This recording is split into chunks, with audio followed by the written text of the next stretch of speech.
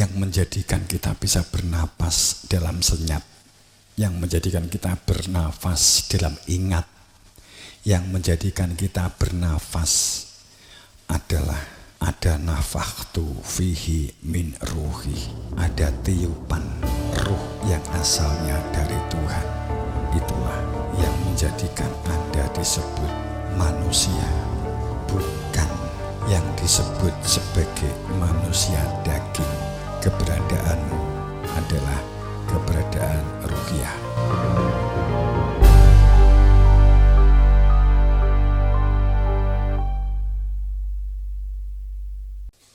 Al-Fatihah. Bismillahirrahmanirrahim.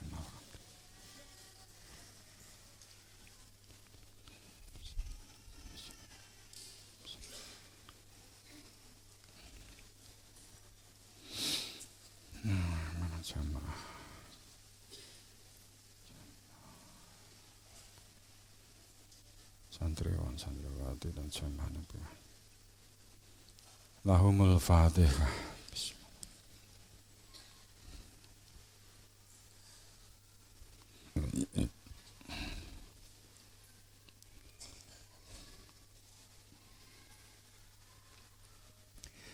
Bismillahirrahmanirrahim. Assalamualaikum warahmatullahi wabarakatuh. Bismillahirrahmanirrahim. Alhamdulillahirabbil alamin. Asyhadu an la ilaha illallah wa asyhadu anna Muhammadan abduhu wa rasuluh. Allahumma shalli ala sayyidina Muhammad wa ala ali sayyidina Muhammad sallallahu ala Muhammad sallallahu alaihi wasallam. Pertama, memposisi menjadi hamba yang pandai bersyukur atas segala limpahan nikmat yang telah Allah anugerahkan. Syukur dimaukannya nyuwun ilmu tauhid, ilmu nubuah, ilmu yang menunjukkan pintunya mati, juga disebut ilmu hakikat, sehingga mengenali hakikat kehidupan, hakikat dunia, hakikat sebagai inti manusia. Kedua, salawat salam pada junjungan kita Rasulullah Sallallahu Alaihi Wasallam. Semoga dalam syafaat mendapatkan ber-ber berkah pangestu guru wasito. Saat kita berbicara dalam kondisi dan situasi zaman di antara riuh gegap gempitanya dunia yang telah tercengkeram oleh kebohongan dan kepalsuan dalam kendali sistem ilusi, ilusi sistem, delusi, halusinasi yang dibangun dan dibentuk supaya manusia tunduk pada sistem yang telah manusia bumi ciptakan sesuai dengan keinginan mereka. Di kondisi dan situasi seperti ini, seperti dalam sejarahnya akan dimunculkannya tentang kebenaran dengan sosok sang pembawa kebenaran yang keberadaannya selalu terpendam dalam kesunyian yang hanya menyuarakan kebenaran Tuhan, akan tetapi selalu terabaikan oleh sistem. Sosok yang tidak bisa mereka kendalikan, tidak dapat dikendalikan oleh sistem dunia karena memang di luar jangkauan sistem manusia. Tidak memerlukan validasi dan pengakuan dari manusia karena memang pengesahnya jauh di atas idin manusia. Keberadaannya tidak pernah terperhatikan, namun menyimpan kebenaran, membawa kebenaran. Bahkan keberadaannya adalah sebagai Alkitab itu sendiri. Ucapannya adalah Al-Quran itu sendiri. Ucapannya adalah ayat-ayatnya, lukanya adalah penyelusi dari firman-firmannya, dan manusia tidak bisa menyangkal sebagai kebenaran dalam hujah nyatanya. Mereka inilah yang kemudian di dalam sejarah disebut sebagai Nabi Adam. Mereka inilah yang disebut dengan Nabi Idris. Mereka inilah yang disebut sebagai Nabi Hud. Mereka inilah yang disebut sebagai Nabi Nuh, Nabi Soleh, Nabi Sulaiman, Nabi Musa, Nabi Harun. Sampai pada Nabi Muhammad SAW, wa ma Muhammadun ila rasul qad khalat berusul, dan keberadaannya tidak akan pernah terputus. Siapa yang berpaling pada saat mata al-qutila, saat secara fisik masa pakainya habis di dunia karena meninggal dunia, al-qutila atau dibunuh, pada saat semua manusia berbalik ke belakang, wa yang qalab al-akibaihi, semuanya mengingkari bahwa sebenarnya qad khalat min berusul, keberadaannya Muhammad bukan secara fisik, wa ma Muhammadun ila rasul, kecuali dia sebagai rasul. Include di dalam kalimat rasul adalah pasti satu keniscayaan membawa risalah kebenaran. Sebagai sang pembawa risalah, sehingga disebut sebagai mursalin, sebagai rasul, dan sebagai pembawa risalah dialah sang pemegang amanah. Keberadaannya qad khalat min berusul, sungguh telah beliau rasul sebelum dia tidak pernah terputus dan tanpa jeda sedetik pun. Akan tetapi keberadaannya selalu diingkari, selalu diingkari, selalu diingkari, terabaikan. Sehingga pun pada saat beliau meninggal dunia di titik-titik kritis tentang keimanan, sehingga terjadilah satu krisis eksistensi oleh manusia. Pada saat itu selalu pengingkaran pelanjut selalu terjadi, pun pada saat setelah Nabi Muhammad wafat, karena jauh-jauh hari sebelum Nabi Muhammad wafat, secara kewahyuan, waman yantakil ani hawa ila wahyu yuha, pasti terjadi apa yang disampaikan, apa yang dibuka. Jika itu tidak disampaikan, ya ayyuhar rasul, jika kamu memang benar sebagai rasulku, ma'unzilaka, maka sampaikan kebenaran adanya sang pelanjut setelahmu yang membawa amanah sebagai pembawa risalah kebenaran. Akan tetapi manusia selalu mengingkarinya. Maka qad khalat min berusul, afain, apakah jika setiap rasul meninggal berarti risalahnya bisa kamu gunakan untuk bacaan, kemudian kamu tafsiri sesuai dengan pikiranmu, kemudian kamu katakan itu al-haq min rabbik, padahal itu faktanya al-haq min utekmu dewi, al-haq min cangkemmu dewi, al-haq min opinimu, al-haq min tulisan-tulisanmu, al-haq min nenek moyangmu, dari nenek moyangmu, dari katanya ke katanya menuju katanya, diuraikan sesuai dengan katanya, kemudian terdeskripsikan sebagai opini katanya. Tapi manusia lebih percaya katanya daripada kebenaran realitas, al-haq min rabbik. Dan dalam sejarah yang tertulis tidak sedikit tercampur oleh rekayasa dan konspirasi yang hebat. Setiap terjadi setelah Nabi Isa wafat, terjadi konspirasi hebat. Bagaimana pelanjutnya sampai tampak secara fisik terbirit-birit lari ke Pakistan sampai ke puncak gunung Himalaya. Kemudian saat setelah Nabi Muhammad wafat harus bermain sandiwara supaya tampak berhasil, kemudian terbunuhlah sang pelanjut, sehingga semua orang berpikir dia telah terbunuh dengan senang. maka di sejarahnya menulis terbunuh, begitu seterusnya dan begitu selanjutnya. Kemudian pada praktek selanjutnya banyak yang dibunuh kemudian bergeser ke satu tempat, dalam satu waktu, ke satu sisi, ke sisi bumi yang lain. Itulah yang terjadi. Maka apakah jika dia dibunuh atau terbunuh, kalian semua berbalik ke belakang, padahal sebelumnya ada Rasul yang tidak pernah terputus. Wal mursalatil urfa. Siapa yang membantah ayat ini? Siapa yang mengingkari ayat ini? Wal mursalatil urfa, apa artinya?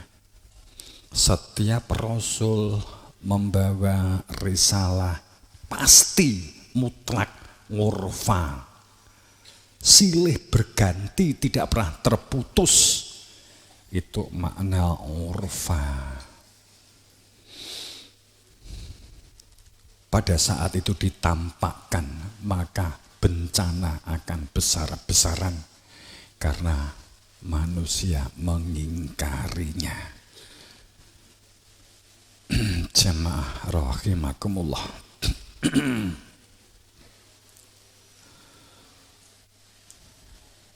Kita pertama,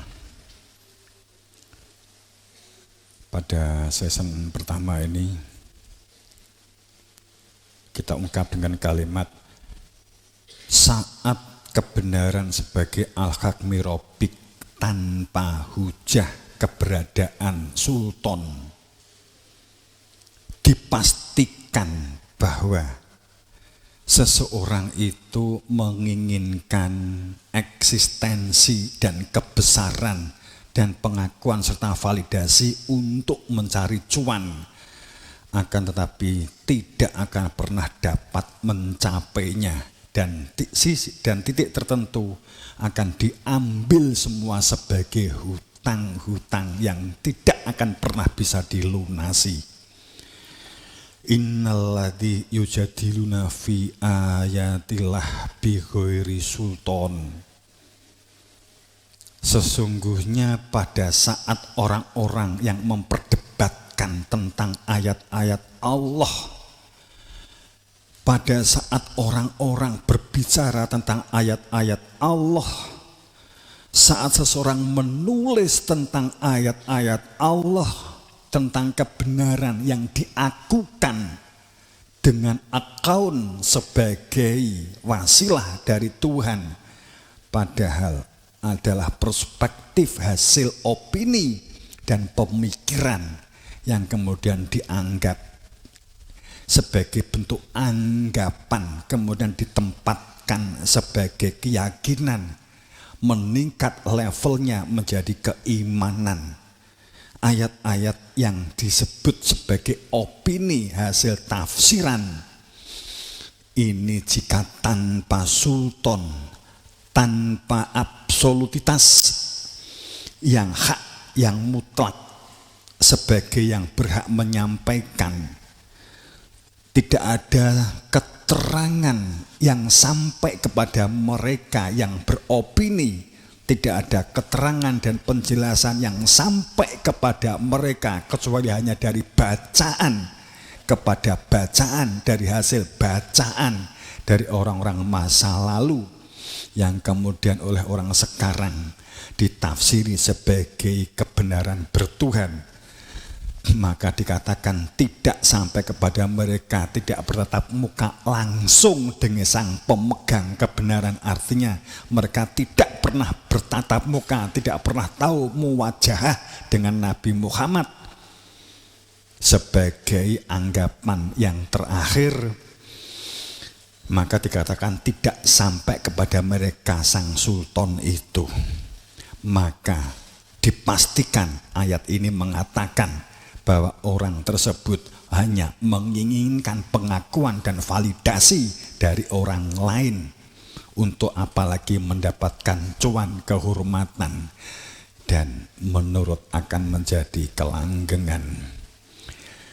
tidak ada dalam dada mereka kecuali kebesaran, akan tetapi mereka tidak akan pernah dapat memperoleh kebesaran itu.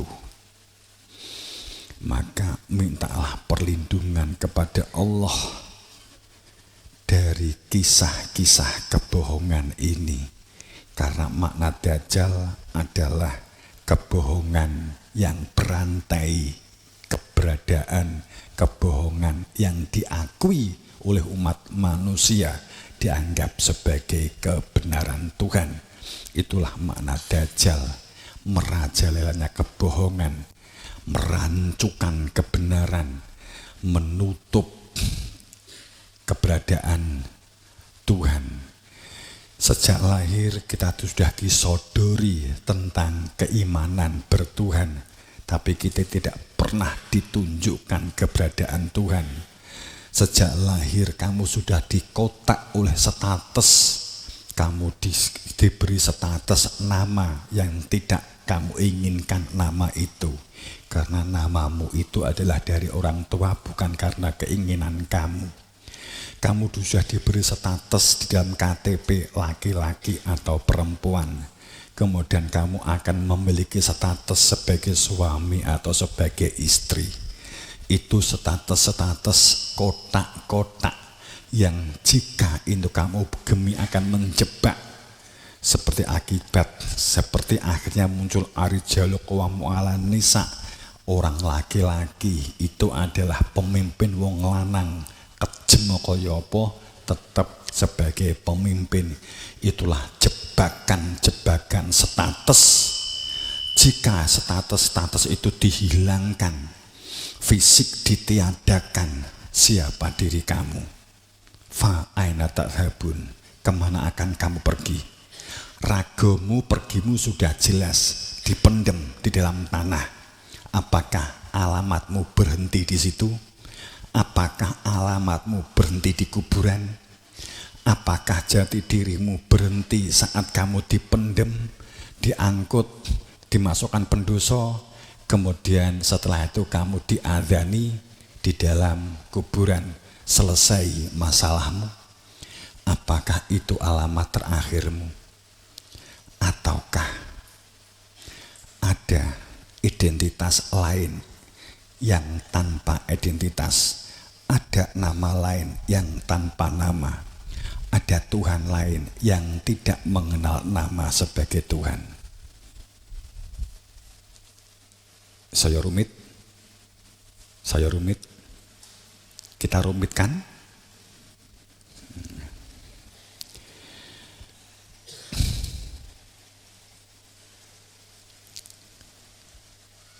Yang menjadikan kita bisa bernapas dalam senyap, yang menjadikan kita bernafas dalam ingat, yang menjadikan kita bernafas adalah ada nafakhtu fihi min ruhi, ada tiupan ruh yang asalnya dari Tuhan. Itulah yang menjadikan Anda disebut manusia,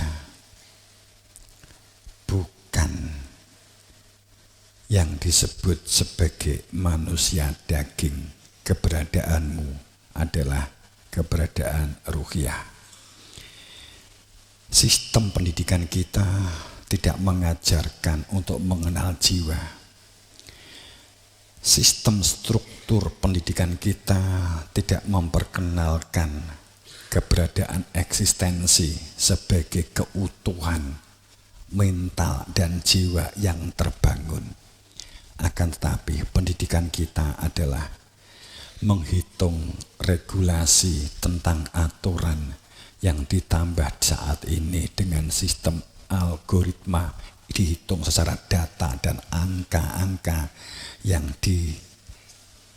diperhatikan adalah masalah fisik, lahir, jasadiah. Maka kita berada di dalam siklus tiada henti.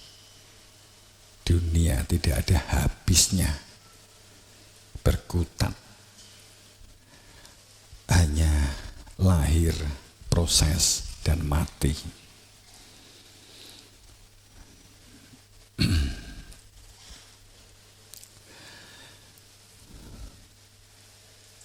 Kemudian untuk mengenal diri yang lebih mendalam, supaya tidak menjadi manusia yang terjebak dengan material duniawi, walaupun kita di dunia, akan tetapi dalam kesadaran ilahiyah, dalam kesadaran ruh, dalam kesadaran kita itu asal dari Tuhan. Wa ma arsalna min qablika ila rijalan nuhi ilaihim fas'alu ala dzikr in kuntum la ta'lamun. Bahasa bebasnya begini, Tuhan tidak menjadikan sebuah risalah berjalan sendiri. Tuhan tidak menjadikan kebenaran itu jalan-jalan tanpa tuan. Tuhan tidak menginginkan satu konsep tentang tentram dan damainya kehidupan yang adil dan yang makmur yang dapat diwujudkan tanpa adanya sang pemegang kebenaran, sang pengatur keadilan. Wa ma arsalna, kami tidak mengutus rasul berjalan sendiri. Kami tidak melemparkan lembaran-lembaran mushaf ayat-ayat Tuhan dari langit jatuh bersamaan dengan hujan. Akan tetapi wa ma arsalna min qablik, semua kebenaran, risalah, kerasulan pasti ada yang hak karena disebut bil hak. Ada yang hak, ada sah dan wenang, yang sekaligus membawa risalah kerasulan. Di antara kamu nuhi, yang untuk manusia dapat mengenali keberadaan risalah, sehingga dengan risalah itu dirinya berfungsi, jiwanya tidak goncang, jiwanya mengenali asal usul asal dirinya dan dapat kembali kepada asal dirinya, yakni kembali kepada Tuhan, ilaihim, sehingga mereka menjadi orang-orang yang kembali. Hanya ada satu kata di dalam Al-Quran, fas'alu, maka mutlak, fa-nya maka mutlak, kamu harus mencari hingga ketemu. Ahla dzikr, ahla dzikr itu adalah isim mufrad. Ahla dzikr itu adalah isim tunggal yang ada di setiap zaman. Bukan setiap orang bisa baca Quran disebut ahla dzikr. Bukan berarti setiap kamu istighosahan berarti kamu sebagai ahli dzikir. Saat kamu puji sebagai ahli dzikir, saat kamu baca subhanallah ahli zikir, saat kamu kaget Allahu Akbar kamu ahli zikir bledek, subhanallah kamu ahli zikir petir. Biasanya wong kaget kan der langsung subhanallah, kamu berarti ahli zikir petir. Bledek berarti kamu ahli zikir bledek. Kejeglong berarti kamu ahli zikir keblowok. Kejungkel berarti kamu ahli zikir kejungkel, ngono po.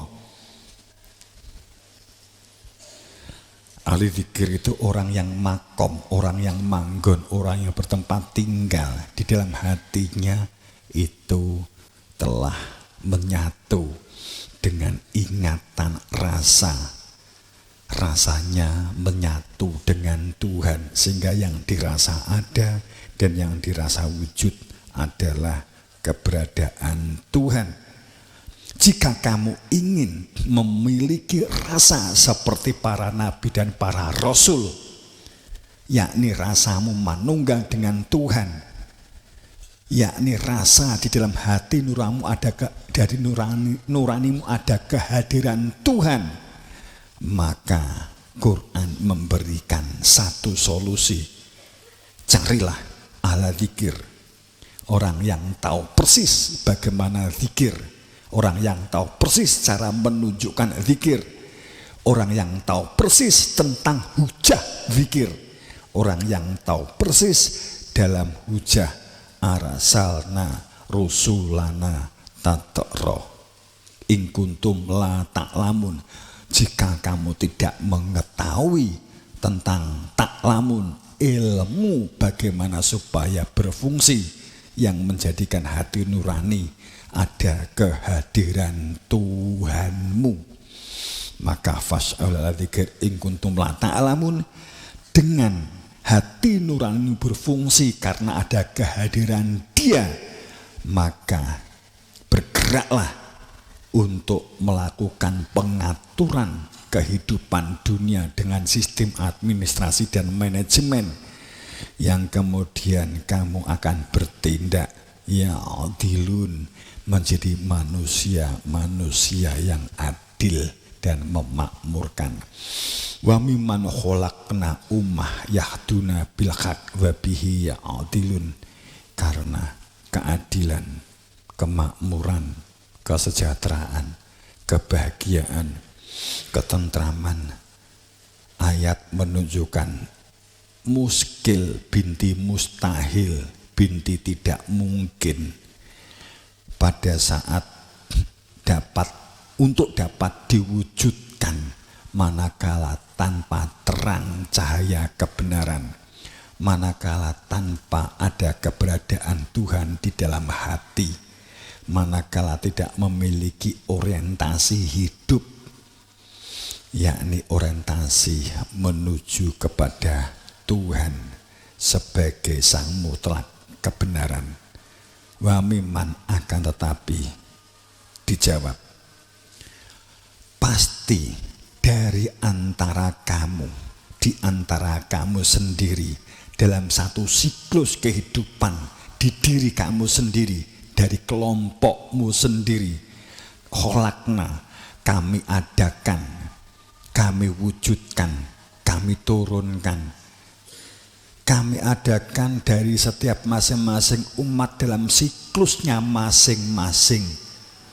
Yahduna, mereka yang bisa memberikan hidayah, berada di dalam hidayah, sehingga di dalam terang, dan dengan terang itu dapat berjalan bil haq, disertainya sebagai al-haq, dan keberadaannya sebagai al-haq, keberadaannya sebagai al-haq min rabbik bil haq.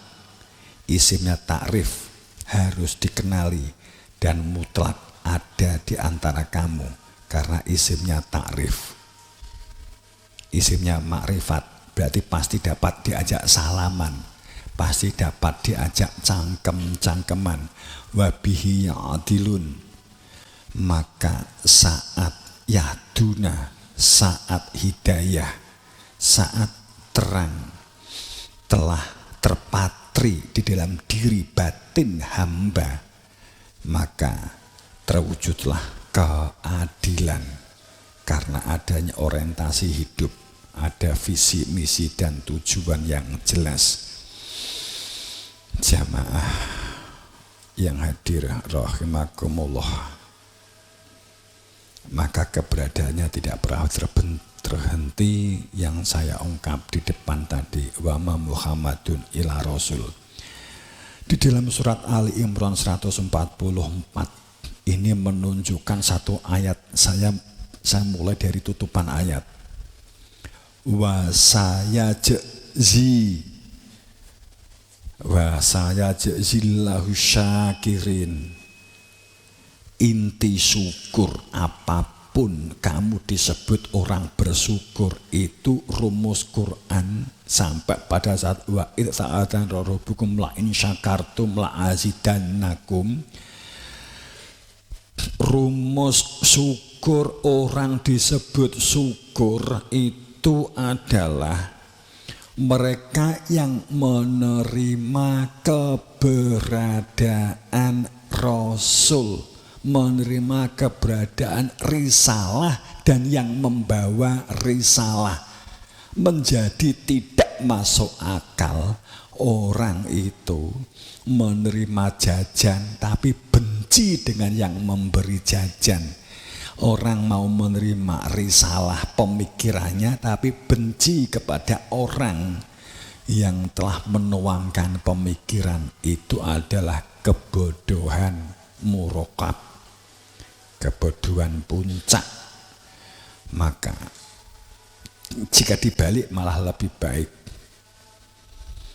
menerima keberadaan Nabi Muhammad, suatu saat akan dapat menerima keberadaan risalah.